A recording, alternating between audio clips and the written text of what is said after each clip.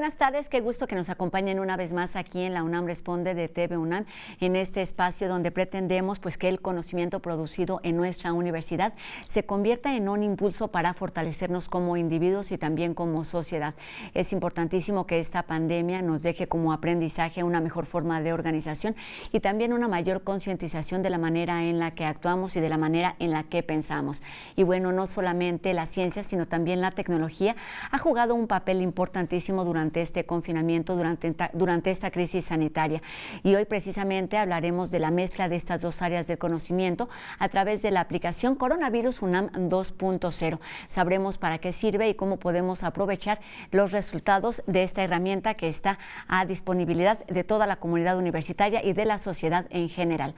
Además, tenemos nuestras recomendaciones de cultura, seguiremos hablando del cubrebocas, también tenemos humor y además nos acercaremos a una de esas muchas historias que se viven durante este confinamiento, que habla de la sensibilidad y también de la fuerza y el dolor que se puede sentir estando en situaciones muy particulares con Flavio Florencio. Y comenzamos como todos los días con un resumen nacional de lo que ocurre en nuestro país, donde lamentablemente ya los decesos suman más de 57,000 personas. Comenzamos.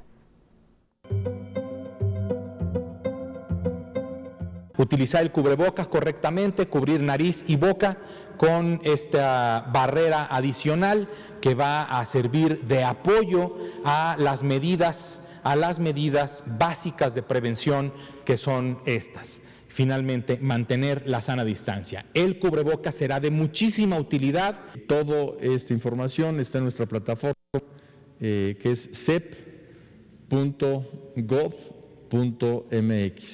Ahí encontrarán todos los horarios, todos los canales, todas las asignaturas. Se podrá ver por televisión, por internet, donde también quedará guardado y de ahí lo pueden recuperar en cualquier momento. Pueden verlo a través de un celular.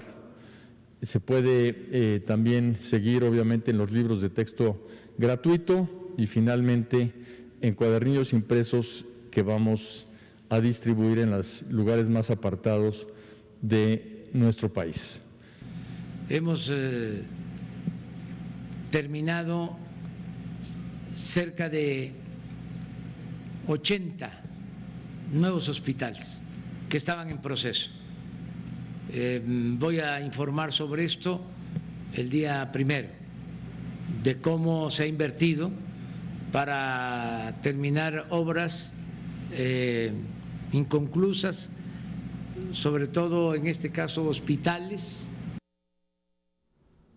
Y aunque parezca contradictorio, esta crisis que nos ha obligado a detenernos de muchas maneras, pues también ha sido una oportunidad para varios países y también para varios sectores productivos. Un ejemplo de esto es China, que actualmente está produciendo más de 20 millones de cubrebocas para distribuir al mundo. Vamos enseguida con nuestro resumen internacional.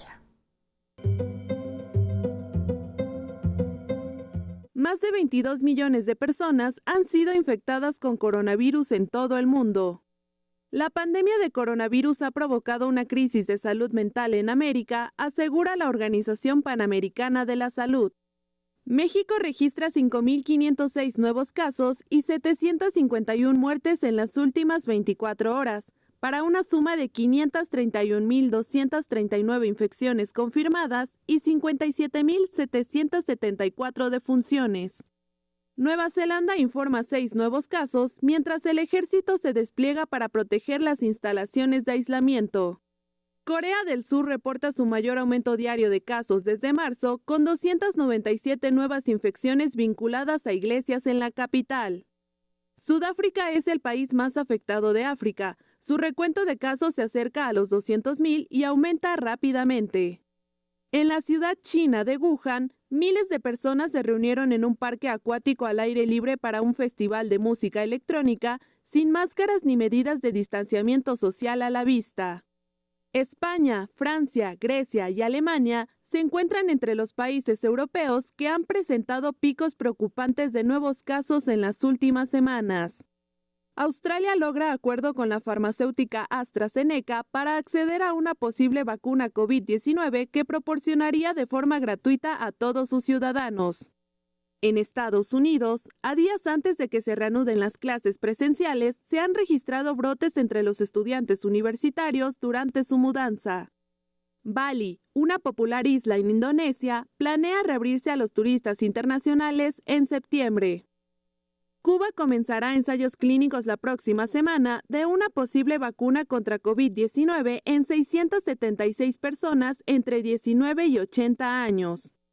Brasil aprueba los ensayos de etapa final para la vacuna COVID-19 de Johnson & Johnson, mientras indígenas bloquean la ruta en la Amazonia exigiendo un mejor manejo de la pandemia en la zona. Y les recuerdo que pueden seguir compartiendo con nosotros sus dudas y sus comentarios en torno a cómo cuidarnos y cualquier otra duda relacionada con el tema de este nuevo coronavirus. Para ello está con nosotros el doctor Carlos Rosales, quien esta tarde nos habla de los diferentes tipos de vacunas. Buenas tardes, Rosa. Ayer vimos que una vacuna es una preparación que previene una enfermedad simulando al agente patógeno y sin causar la enfermedad. Veamos cuáles son los tipos de vacunas que existen. Tenemos vacunas que usan un agente similar al agente patógeno, pero causa una enfermedad ligera. El ejemplo de esto es la vacuna contra la viruela, que ya vimos utiliza un virus diferente, el de la viruela vacuna. Otro tipo de vacunas son las vacunas de una cepa atenuada. Esto es, se usa un microorganismo debilitado y ya no puede entonces producir la enfermedad. Ejemplo de estas vacunas es la vacuna contra la fiebre amarilla. Otra vacuna son las vacunas inactivadas. En este caso, el microorganismo está completamente muerto y ya no puede replicarse, pero el sistema inmunológico lo reconoce. Ejemplo es la vacuna contra la poliomielitis.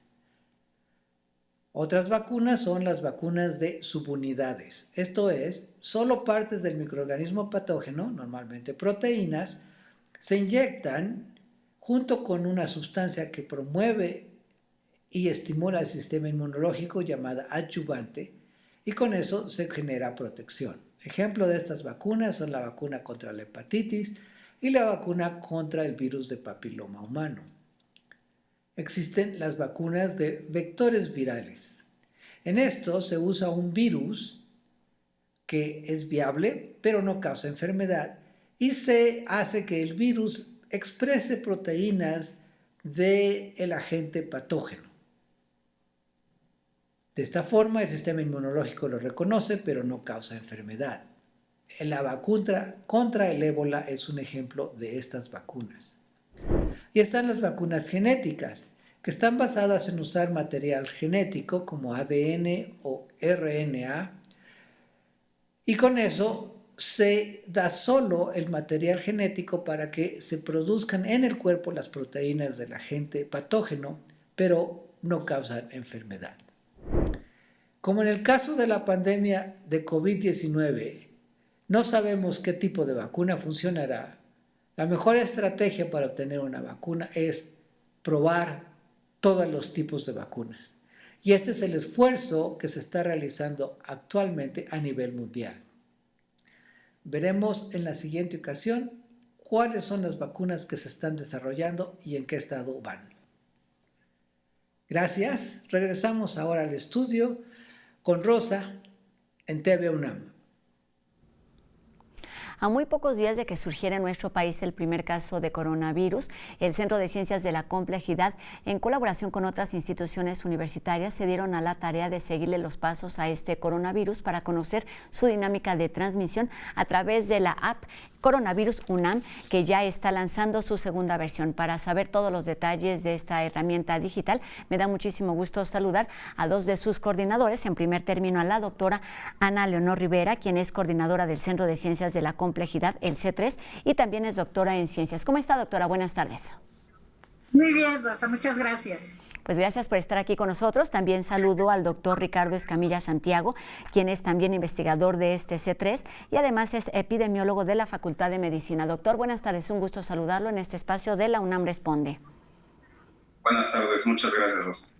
Pues ustedes, decía, comenzaron muy temprano con esta tarea de darle seguimiento al comportamiento del virus a través de una herramienta digital que ya está llegando a su segunda versión. Pero antes de platicar de estas características nuevas, me gustaría que nos hablaran de cómo surgió, cuál es el objetivo de esta aplicación que, insisto, lanzaron a muy pocos días de que se diera el primer caso de la enfermedad de COVID-19 en nuestro país. Doctora.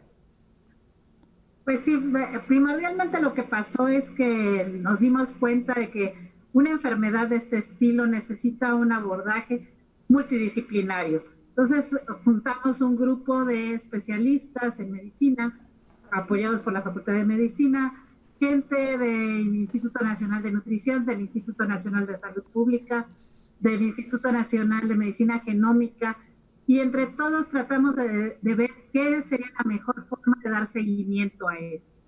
Y nos dimos cuenta de que la manera más eficaz es tener claramente cuáles son los contactos de la población y cómo pueden transmitirse, dado que esta enfermedad se transmite de persona a persona. Entonces, para hacer esto, empezamos a ver que si había datos de los contactos de la población mexicana, y nos dimos cuenta de que no hay esta información disponible.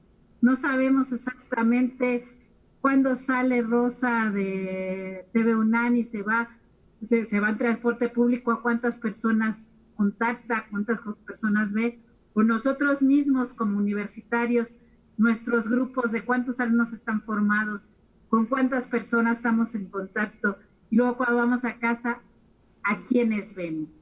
Entonces el interés primordial fue establecer estas redes de contacto para ayudar a los modelos epidemiológicos a seguirle la ruta al virus y tratar de determinar dónde estaba y cómo podemos nosotros aislarlo.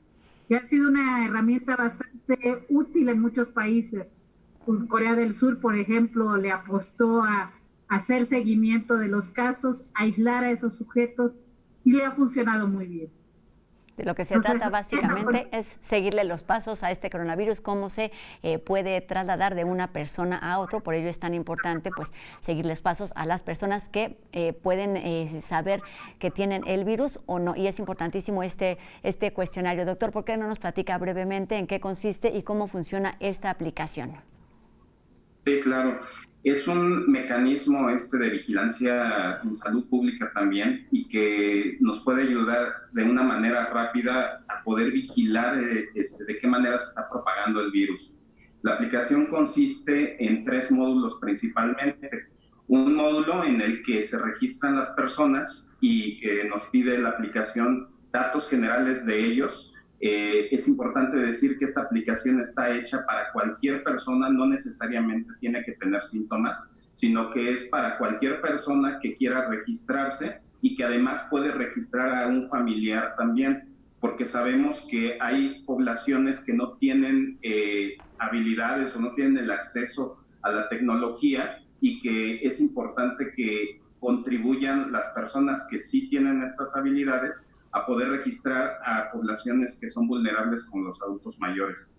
El segundo módulo que tiene esta aplicación es tratar de recabar datos acerca de los síntomas, si es que los han presentado en la última semana las personas, y de esta forma poder mapear en todo el país en qué regiones están teniendo síntomas que pudieran sugerirnos que tienen enfermedad. Y además da una sugerencia a la persona de acuerdo a los signos y síntomas que nos están señalando en este módulo de la aplicación. Y un tercer módulo que es, como ya lo comentaba la doctora, para rastrear los contactos con los cuales nosotros estamos teniendo del día a día. Ahorita sabemos que por la cuarentena y por el aislamiento puede ser que no tengamos contacto con mucha gente, pero al pasar de los días, efectivamente lo que vamos a observar es que va a ir cambiando esto. Han estado abriendo distintos lugares, ya sea restaurantes o centros comerciales, y entonces esto lo que está haciendo es que cada vez tengamos contacto con más gente, y es importante para nosotros saber de qué manera se está dando, para saber en qué grupos de edad puede verse vulnerable para poder tener un contagio. Entonces, esta aplicación, es importante decir que no es de una sola ocasión, sino que se hace un seguimiento de todos los participantes, y cada semana se les manda un aviso con la intención de que actualicen esta información de los 3 módulos que les mencioné anteriormente. Justo esto quería resaltar, no solamente es necesario que nos registremos y que llenemos por única o primera vez este cuestionario, sino que una de las condiciones indispensables para que funcione esta aplicación y se obtengan los datos deseados es que se esté actualizando constantemente. Pensando en esta multidisciplina en donde están participando investigadores de distintos institutos y de distintas áreas del conocimiento, me gustaría que nos platicaran cuáles son las aportaciones, por ejemplo, o cómo se ve desde la Facultad de Medicina o cuáles son las aportaciones desde el Centro de Ciencias de la Complejidad y por qué es importante trabajar en colaboración, doctora. El Centro de Ciencias de la Complejidad, ese es su origen. Su origen es tratar de resolver problemas nacionales que surjan en determinado momento y conjuntar especialistas de todas las áreas de la universidad e inclusive de institutos nacionales de salud pública. Entonces, en ese sentido, en este momento conjuntamos un grupo de especialistas en tecnología que vienen tanto de Limas como que están directamente trabajando en el Centro de Ciencias de la Complejidad, o nosotros que somos del Instituto de Ciencias Nucleares, pero que estamos especializados en el análisis de redes y en el análisis matemático para ver cómo se propagan epidemias, cómo se propagan dentro de estas redes de contactos y poder encontrar los hubs, los centros de estas redes que propagan más la enfermedad para tratar de aislarlos y poder mantener el contacto de la enfermedad con la menor propagación posible. En este sentido es que también es muy importante que la participación de todos sea continua. O sea, como cambiamos nosotros de que esta semana salimos, pero tal vez la semana próxima no vamos a salir de nuestra casa por ninguna situación, o dentro de 15 días, por desgracia, alguno de nuestros seres queridos va a estar enfermo. Entonces, esta epidemia no es estática, se está desarrollando y se está moviendo continuamente, y es parte de lo que nosotros queremos rastrear. Cómo evoluciona y poderle seguir la ruta implica que trabajen físicos, matemáticos, biólogos y, por supuesto, médicos. Justamente pensando en esta modificación constante de la epidemia y de la pandemia, pues es que también esta aplicación se ha modificado. ¿Cuáles son las transformaciones principales de esta segunda versión de la aplicación que ya está disponible, doctor? Sí, bueno, uno de los cambios que tuvo precisamente era incluir más material que pudiera ayudar también al ciudadano a poderse informar acerca de cómo está moviéndose la epidemia en el país. Ahí tenemos algunas secciones dentro de la aplicación donde la persona puede observar la incidencia de casos a nivel inclusive hasta municipal, y que ellos puedan saber si la zona donde ellos se encuentran habitando o donde acostumbran visitar puede tener casos activos del coronavirus. Entonces, creo que no solamente estamos solicitando información de las personas, sino también estamos contribuyendo para que ellos sean parte importante en el control de la enfermedad. Y sobre todo que sepan que tienen que tener, deben de estar alertas continuamente, que tienen que estar utilizando el cubrebocas, que tienen que estar manteniendo distancia entre las personas, si es necesario que tengan que salir por víveres, que mantengan esta distancia, y sobre todo también que no olviden que también una de las medidas más importantes es lavarse las manos y no estarse tocando la cara. Entonces no podemos bajar la guardia, y sobre todo yo creo que tenemos que redoblar esfuerzos porque no tenemos ni tratamiento ni vacuna para que se pueda bajar esta guardia. Tenemos que contribuir todos para que este problema termine pronto. Esta es solamente digamos una de las áreas que están ahí incluidas en la aplicación. Veía, por ejemplo, que tenían información sobre el proyecto, acciones preventivas, sitios de interés, mapa de datos publicados a diario por la Secretaría de Salud, es decir, los datos que se dan a conocer todas las noches oficialmente por parte del subsecretario de Salud, Hugo López-Gatell, también se retoman y se suben a esta aplicación, ¿o hay alguna interpretación, algún análisis que se haga de estos datos diarios, doctora? Bueno, tenemos la ventaja de que los datos diarios los estamos mapeando directamente en nuestros mapas en los que estamos generando y que ustedes pueden ver en la aplicación directamente. Y también si ustedes nos dan acceso a su GPS, nosotros les podemos decir si están en zona de riesgo o no están en zona de riesgo, tomando dos factores. Uno son los datos oficiales y además los datos propios de la aplicación, en la cual nos dicen los mismos ciudadanos, sus vecinos, si en esa zona ellos han tenido síntomas, si sus contactos han tenido síntomas o están enfermos.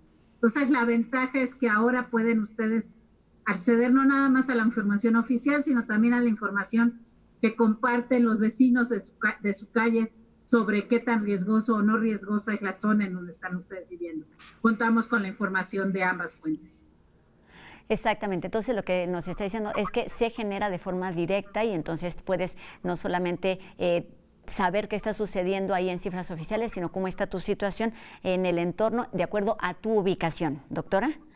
Sí, exactamente. Y además es también tan fácil como que ustedes en el momento en que se registran autorizan que nosotros veamos su GPS y entonces, por ejemplo, sabemos que estás en la delegación Coyoacán y entonces te mostramos el mapa oficial de cuántas personas están enfermas, cuántas personas han muerto en tu localidad, cuántas personas están contagiadas y también te mostramos los datos que nos están proporcionando las personas que están llenando la aplicación, por eso queremos la participación de la mayoría para hacer ciencia ciudadana y ellos nos dicen, bueno, además de las cifras oficiales, también en nuestro entorno nosotros nos hemos enterado que están enfermando todos estos a pesar de que no hayan sido registrados.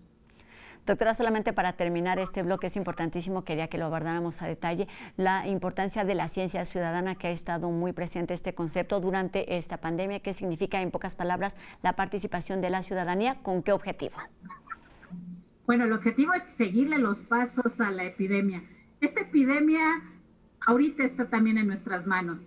No nada más quiero decir que las cifras oficiales o los médicos o el sistema de salud pública puede tomar las riendas para tratar de que deje de seguirse propagando. Nosotros podemos hacerlo cubriéndonos con un cubrebocas, lavándonos las manos continuamente, guardando la sana distancia, si podemos quedarnos en nuestras casas, pero además también podemos ayudar a que mecanismos como este de ciencia ciudadana puedan informar a todos tus vecinos que la zona en la que estás viviendo también es una zona de riesgo, aunque estas cifras oficialmente no sean conocidas, porque simplemente tus vecinos están enfermos, se encerraron en su casa, pero si nos hicieron el favor de llenar la aplicación, nosotros sabemos que están ahí.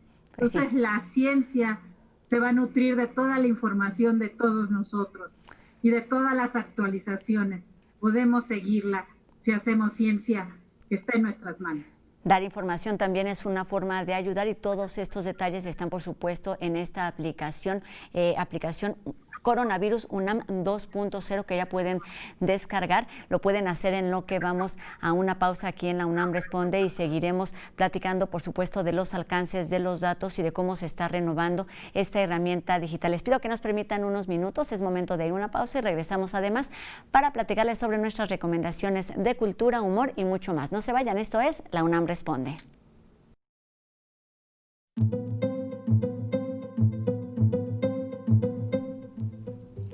Qué gusto que continúe con nosotros aquí en la UNAM Responde. Estamos listos para presentarle nuestras recomendaciones de cultura. Recuerde que puede visitar todos y cada uno de los espacios digitales de los recintos culturales y también de los museos, de las distintas instituciones. Pero aquí les presentamos enseguida 3 opciones que hablan de cultura y también relacionados con la utilidad que puede tener en temas de sociedad y de reflexión. Veamos.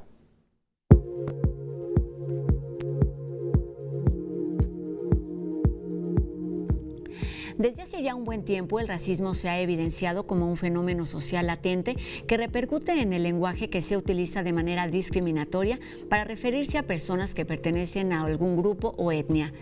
Narrativas violentas, racismo en México, es una mesa de diálogo donde algunos artistas analizan este tema sensible partiendo de sus vivencias personales y considerando también la situación nacional desde diferentes ámbitos culturales.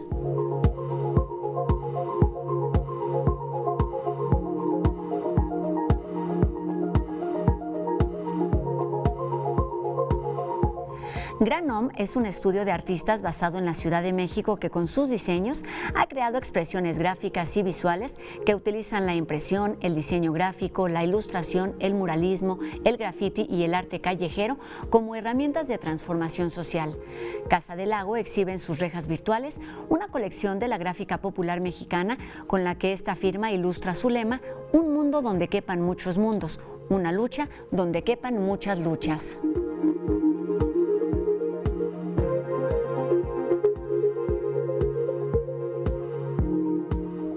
La perspectiva de género es un tema que debe conocerse a profundidad para comprender y evitar muchas de las situaciones actuales referentes a violencia de género. La Secretaría Técnica de Vinculación de Cultura UNAM lanza una convocatoria dirigida a jóvenes mayores de 18 años para crear producciones sobre este tema, utilizando artes como la danza, el teatro o la literatura para informar y sensibilizar a los alumnos de CCHs y prepas de nuestra universidad. Los proyectos ganadores serán apoyados en el proceso de creación y desarrollo y se presentarán de forma virtual entre la comunidad estudiantil.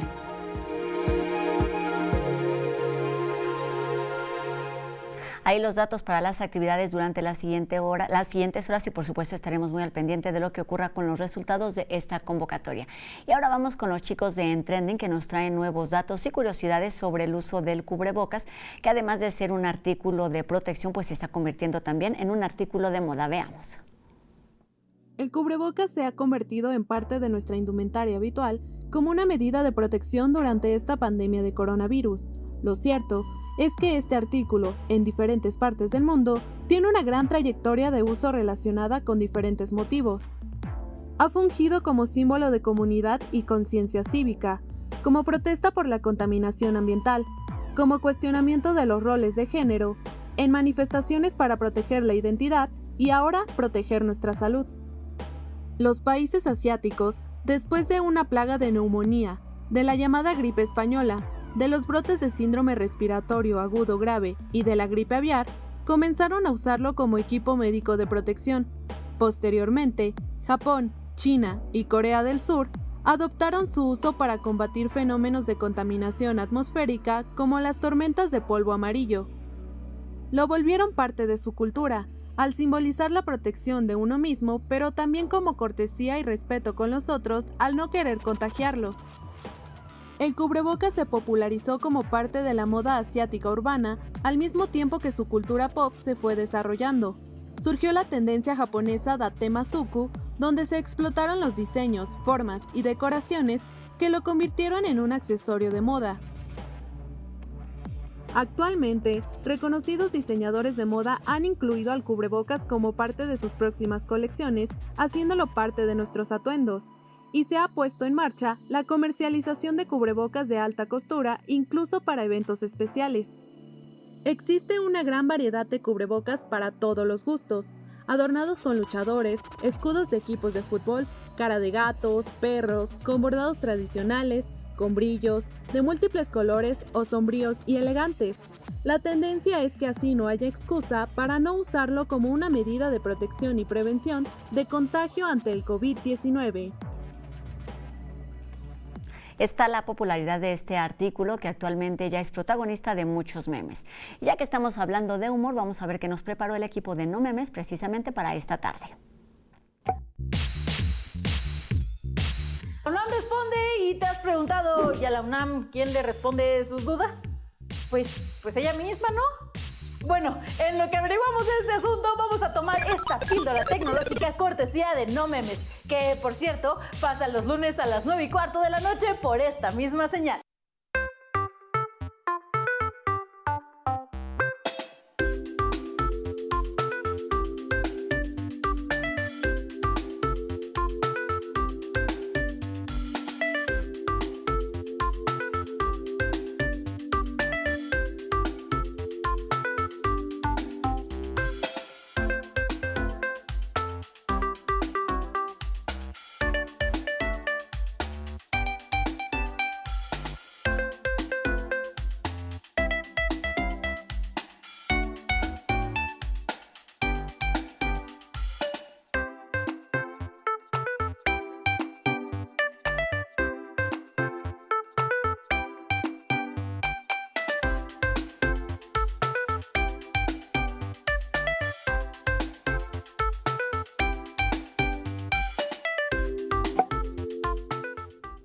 Seguiremos hablando sobre la aplicación Coronavirus UNAM 2.0 y pueden descargarla mientras vamos a una pausa. Recuerden, regresamos con más información aquí a la UNAM Responde. No se vayan.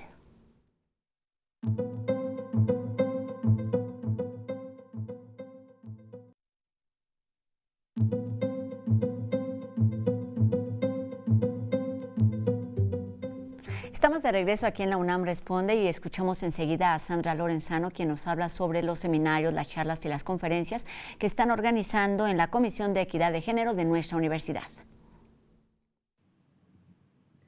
Hola, ¿cómo están? Bienvenidas y bienvenidos a Ser Universitarias, un espacio que realizamos conjuntamente la Coordinación para la Igualdad de Género y TV UNAM. Yo soy Sandra Lorenzano y a nombre de nuestra coordinadora, la doctora Tamara Martínez Ruiz, les doy la bienvenida. Fíjense que esta semana se inauguró en Ciudad Universitaria una nueva reunión de la Red Nacional de Instituciones de Educación Superior, Caminos para la Igualdad de Género. ¿Qué es esto? La famosa RENIES Igualdad. Consiste en la unión de más de 50 universidades públicas de todo México que se han unido para construir de manera colectiva distintos caminos justamente para asegurar que nuestras universidades sean igualitarias, equitativas, libres de violencia de género y respetuosas defensoras de los derechos humanos. Entre otras secciones de la RENIES, tiene un lugar muy especial el Observatorio Universitario para la Igualdad de Género. A través de este observatorio se controla y se supervisa que todas las universidades que forman parte de la red estén cumpliendo como corresponde según los estatutos de las universidades, según la legislación universitaria y según lo que se ha pactado con los distintos grupos de las diversidades, esté cumpliendo con esos parámetros establecidos. Pero para hablar de esto, mejor hemos invitado hoy a nuestro colega de la Coordinación para la Igualdad de Género, Rubén Hernández Duarte. Rubén, te cedo la palabra para que cuentes tú un poco más sobre la reunión de esta semana de la RENIES, misma que podrán ver en la página de Facebook de la Coordinación para la Igualdad de Género. Gracias, adelante, Rubén. Claro que sí, Sandra, con mucho gusto. La invitación que hoy les hacemos es a que conozcan los trabajos que se están llevando a cabo en la 10ª reunión nacional de la Red Nacional de Instituciones de Educación Superior, Caminos para la Igualdad de Género, que este año tiene como sede a nuestra universidad a través del Centro de Investigaciones y Estudios de Género y que permite reunir de forma virtual a más de 70 instituciones de educación superior de todo el país y a sus representantes institucionales. La reunión se está transmitiendo a través de la página oficial de Facebook del CIEG, que encontrarán como CIEG UNAM, y recomendamos mucho esta actividad para quienes tienen interés en saber qué está pasando y cómo están avanzando las universidades y otras instituciones de educación superior en materia de igualdad de género en nuestro país. Muchas gracias. Y retomamos nuestra conversación con especialistas universitarios sobre esta aplicación que sigue la forma en la que se contagia el coronavirus. Saludamos de nueva cuenta a la doctora Ana Leonor Rivera y también al doctor Ricardo Escamilla Santiago. Hablábamos ya, digamos, del panorama completo de lo que podemos encontrar y de lo que ofrece esta aplicación. Y me parece importante, doctora, hacer un balance de del alcance que ha tenido esta primera etapa, cuáles son los datos que han recibido, quiénes han participado y cómo han estado participando durante estos primeros meses. Hemos tenido el orden de 700 personas que están continuamente actualizando su información y que vienen de todo el país. Hemos tenido gente que está desde Ensenada hasta Chetumal y todos nos están dando información sobre cómo se está propagando en su localidad la enfermedad. También hemos desarrollado un modelo basado en agentes y un modelo basado comportamental en el que estamos tratando de seguir con estos datos cómo se propaga la enfermedad y poder hacer predicciones de cómo es la mejor forma y cómo sería la forma más adecuada para evitar posibles daños a la hora de ir abriendo gradualmente los lugares. Entonces ha funcionado de manera parcialmente exitosa porque no hemos logrado llegar al límite de gente que nos pudiera ayudar.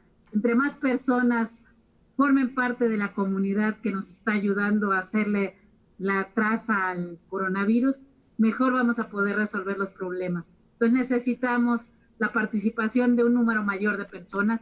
Ahorita estamos desarrollando modelos que nos pueden ayudar muchísimo si contamos con la participación de más personas. Doctora, no hay restricción, se pueden inscribir o pueden descargar la aplicación personas que estén en todos los estados de la República. Cualquier persona de la República Mexicana, no necesitamos nada de ellos, o sea, simplemente que llenen las 3 partes que forman nuestros cuestionarios y que una vez a la semana otra vez lo llenen, no pierden más allá de un par de minutos en hacer el llenado de la información, y es para todos, personas sanas, personas enfermas, personas que están en contacto con personas enfermas, personas que están encerradas en su casa, cualquiera, y entre mayor sea la participación de todos, mejor vamos a poder retrasar la ruta al virus. Exacto, nuestra condición puede ir cambiando semana a semana, que es cuando se actualiza. Cada semana se debe rellenar este cuestionario que se envía a la aplicación.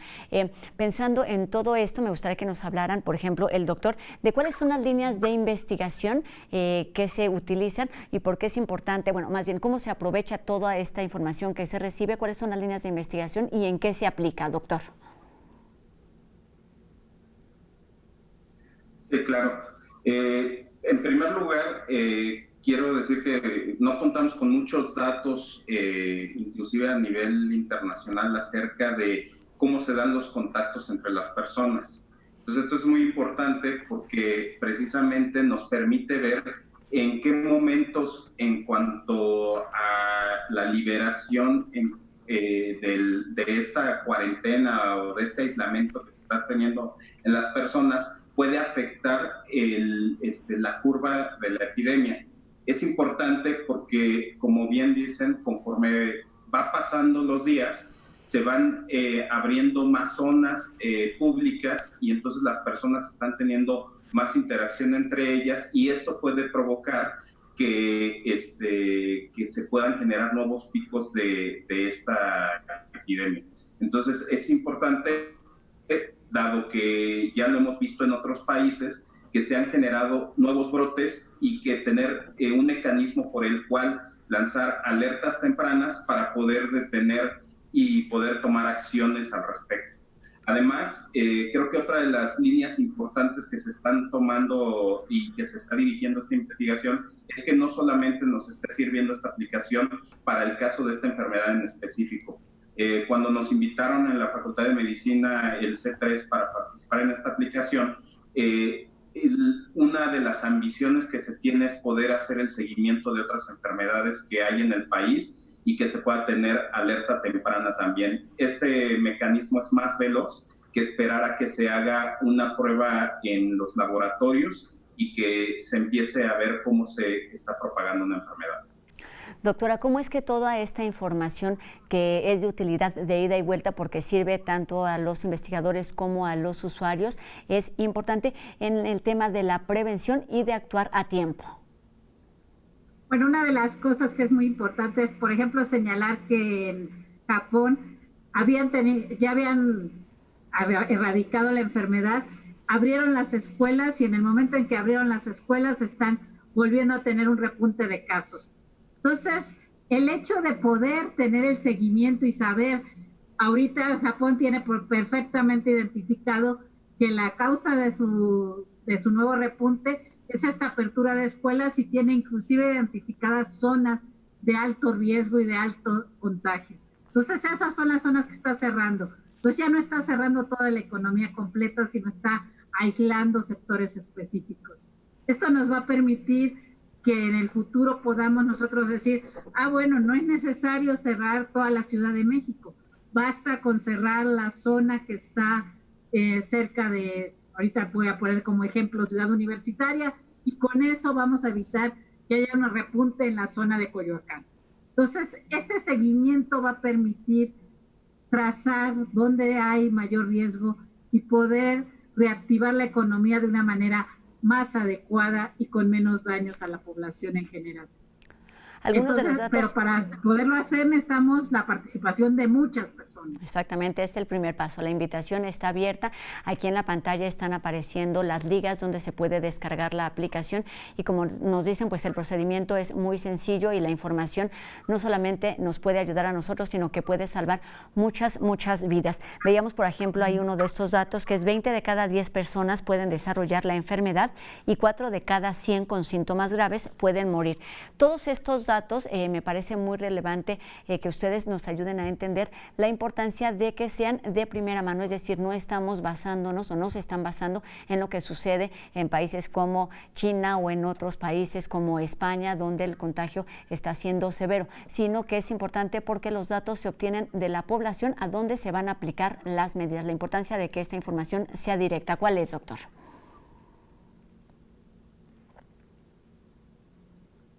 Sí, sobre todo tenemos que tomar en cuenta que los mecanismos oficiales que se están tomando es el diagnóstico de enfermedad grave.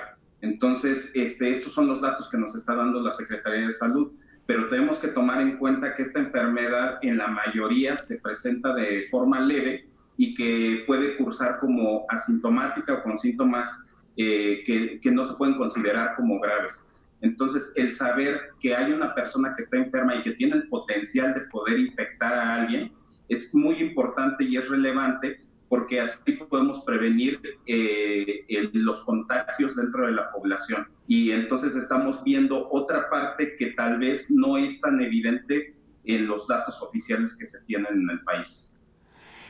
Quizás sea un poquito complicado explicarlo aquí, pero sí me gustaría que nos dieran como un panorama de cómo todos estos datos que ustedes reciben son interpretados y convertidos en cifras y en cosas como mucho más concretas para poder llegar a esta toma de decisiones y poder prevenir, doctora.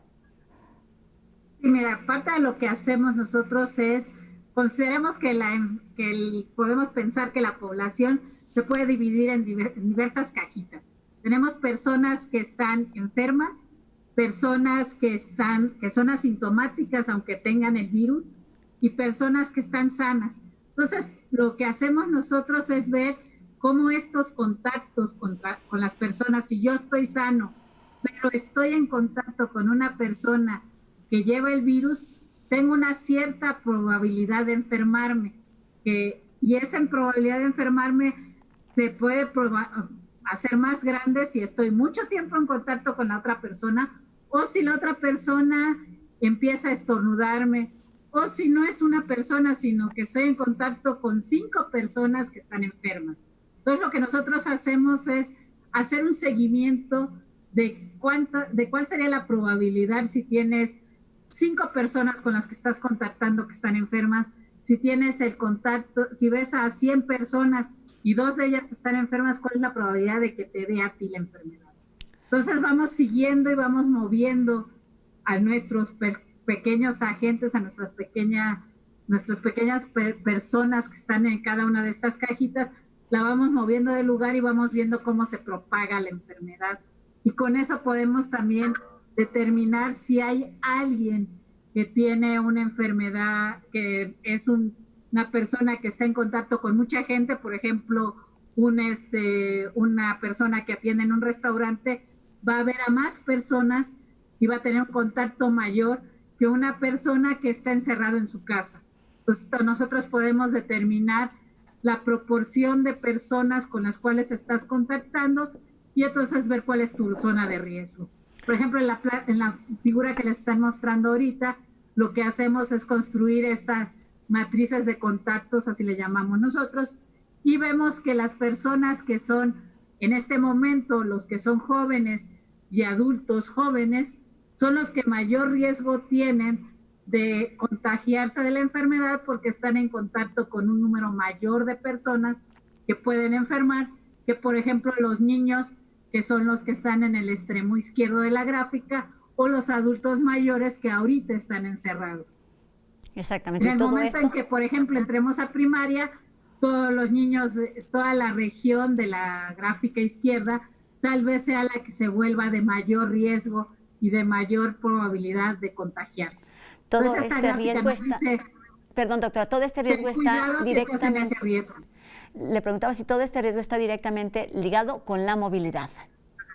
Está ligado con la movilidad y con tus antecedentes familiares, con tus contactos, además de dónde vas, a cuánta gente ves y a qué grupo de gente tienes contacto y ese grupo de gente además qué riesgo y qué comorbilidades tienen, también esa información que tenemos en nuestra base de datos.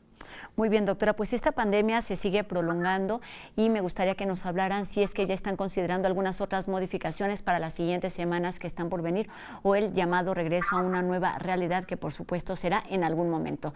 Doctor. Sí, a nosotros lo que nos gustaría es hacer el llamado a que la gente utilice este tipo de herramientas para poder empoderarse un poco y tomar decisiones con base a esta información, que sepa que se tiene que proteger y que está en riesgo constante de poderse contagiar. La mayor parte de la población debe de quedar claro que no ha tenido contacto con este virus. Por lo tanto, hay mucha gente que es susceptible y que puede enfermarse todavía. Entonces, es dado a esto que las personas todavía pueden tener repuntes las poblaciones de este virus, SARS-CoV-2. Entonces, el llamado es a que siga utilizando el cubrebocas, a que siga protegiéndose, a que siga lavándose las manos y a redoblar estos esfuerzos para que podamos pronto regresar a la normalidad que estábamos acostumbrados. Exactamente, la normalidad cualquiera que sea, ya la estamos viviendo con esta reapertura de actividades. Debemos seguir atendiendo todas esas medidas de higiene y de distanciamiento y quizás esta herramienta nos pueda ayudar no solamente a dar información que sirva a todos, sino también nos da información para saber qué tanta precaución podemos tener en uno o en otro lugar. La invitación está hecha. Doctora, ¿algo más que quiera agregar, doctora? Pues nada más decirles a todos que no bajemos la guardia, que estas herramientas de ciencia ciudadana nos pueden alertar de cómo está nuestra vecindad. Si estamos en una zona de alto riesgo, pues cuidémonos más. Tratar de mantener siempre el uso de cubrebocas. Se ha visto en toda la literatura internacional y en nuestras propias pruebas que si usamos cubrebocas podemos reducir el riesgo de contagiarnos, lavarnos las manos, mantener la sana distancia, y si es posible quedarnos en casa, tratar de salir solo cuando sea estrictamente necesario. Y además ahora está la invitación a llenar estos cuestionarios semana a semana, nos ayudará a nosotros y es una posibilidad además de ser empáticos con todos los demás. Agradezco muchísimo a la doctora Ana Leonor Rivera, coordinadora del Centro de Ciencias de la Complejidad, y también al doctor Ricardo Escamilla Santiago, quien es epidemiólogo y también investigador de este centro. Todos estos detalles y la invitación pues está hecha a participar y a descargar la aplicación Coronavirus UNAM 2.0. Muchas gracias y muy buenas tardes. Gracias. Hasta luego. Gracias a nuestros invitados de hoy y bueno, seguimos enseguida con Flavio, quien hoy nos presenta una historia sobre estos personajes que obviamente están jugando un papel importantísimo, que son los médicos. Están haciendo, como lo sabemos todos, una labor extraordinaria y a veces se enfrentan a otros retos mayores que tienen que ver con la sensibilidad y la humanidad. Veamos la siguiente historia. Hola, buenas tardes a todos. Mi nombre es Flavio Florencio, soy documentalista de cine y nuevamente estoy aquí en La UNAM Responde para contarles historias de los grupos vulnerables durante esta pandemia. En este caso volveremos a hablar sobre el personal médico. Ya hemos contado la historia de la doctora Ingrid, que como con su teléfono nos ha contado cómo vive su guardia. Hoy también vamos a volver con un doctor, pero la historia particular de este doctor no es solamente el estrés que tiene que enfrentar para atender a los pacientes de COVID, sino que estos pacientes son su mamá y su papá. Mi nombre es José Alberto Muñoz Agrero, soy médico nefrólogo, especialista en enfermedades renales. y a partir del inicio de esta pandemia formo parte del equipo multidisciplinario por parte de mi área para atender a pacientes COVID-19. Mi nombre es Verónica Muñoz Agrero y quiero compartir una experiencia que nos tocó vivir en familia. Mis papás presentaron COVID-19 hace 15 días, un poquito más. Hola, buenas tardes. Me llamo Lupita Sagrero Hernández. Estoy recuperándome de COVID-19. Mis papás son adultos mayores, ambos tienen 70 años. Mi papá es médico general, mi mamá es trabajadora social. Inició con lo que yo pensé que era un simple resfriado, escalofrío, mal estado general. Y a los 2 días se desencadenó un cuadro de tos, una tos terrible. Cada vez que hablaba por teléfono con mi mamá era escuchar que tosía cada vez más repetidamente, que su fuerza de la voz había disminuido. Por supuesto que se identificaron esos síntomas que catalogan a los pacientes o hacen que cataloguemos a los pacientes como casos sospechosos de COVID. Me hicieron una tomografía y bueno, pues entonces ya se confirmó que yo tenía COVID y pues requería ya de oxígeno, un tratamiento, ya. Cuando mi papá recibió el reporte de la tomografía, prácticamente entró en shock. Me habló por teléfono, me envió las imágenes por WhatsApp y definitivo, mi mamá tenía un problema respiratorio con imágenes sugestivas de COVID. El 31 de julio decidimos viajar en carretera hasta Ciudad Obregón, Sonora, porque es donde radica mi hermano. Yo decidí que me llevaran allá, aún con el riesgo que significaba, pero mi confianza estaba en él. Subieron a mi mamá al carro después de que alguien los ayudara a llegar a la Ciudad de México, de Tlaxcala a la Ciudad de México, y de la Ciudad de México para acá emprendieron un viaje de 18 horas donde nadie tuvo paz, donde yo no pude conciliar el sueño porque había que estar llamándole por teléfono, ver cómo estaba, recordarle de la aplicación del medicamento que habíamos iniciado, pararse en las gasolineras para que le inyectaran, estar pendiente. La verdad fue muy desgastante. Y mi hermano ya tenía todo habilitado, ya había habilitado unos departamentos donde tenían todos los aparatos, todo lo necesario para poder atender a mis papás. Lo recibimos, fue increíble podérselo dar a mi mamá de lejitos, pero una sonrisa en el rostro de mi mamá que me iluminó el día y me alimentó el alma para poder sacar fuerzas y poder atenderle en lo que venía. Poca atención había prestado que mi papá también venía con algunos síntomas asociados a COVID, entonces, y empezar tratamiento, no tardamos, no vacilé. Me apoyé en médicos, neumólogos, infectólogos, terapistas. Dejé muy claro con mi hermana que la posibilidad cabía de empeoramiento y de necesidad de traslado inmediato a un hospital, y que una vez entrando al hospital yo no podía asegurar algún pronóstico. Más sin embargo, sí estaba consciente de que si mi mamá necesitaba ventilación mecánica, yo no iba a aceptar, porque la posibilidad de que mi mamá sobreviviera era muy poca. Cuando le dije eso, mi hermana cayó devastada, pero siempre le dije, discúlpame hermana, estoy en mi papel de médico y debe ser así, debo de hablar las cosas claras, que se entiendan. Pues hizo todo lo posible y logró con sus manos, con su conocimiento, con el apoyo de muchos colegas, que mi mamá pudiera salir de esta crisis. Cuando me hicieron los exámenes últimos, pues que ya salieron que ya tenía anticuerpos y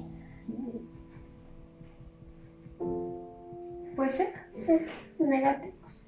Entonces pues ya se decidió que ya podemos regresar para que yo continúe aquí en casa y recuperación.